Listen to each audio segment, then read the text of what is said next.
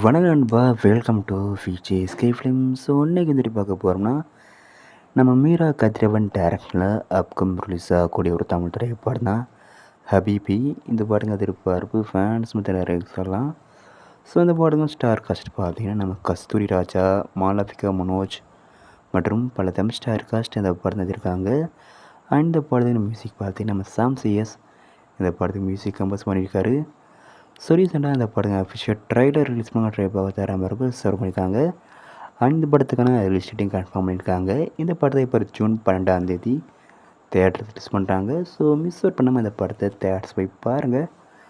And பிடிச்சிருந்தா like பண்ணுங்க, share பண்ணுங்கள். அண்ட் மறக்க நம்ம சேனலை சப்ஸ்கிரைப் பண்ணிக்கோங்க. மீண்டும் இது போன்ற வீடியோவில் சந்திப்போம்.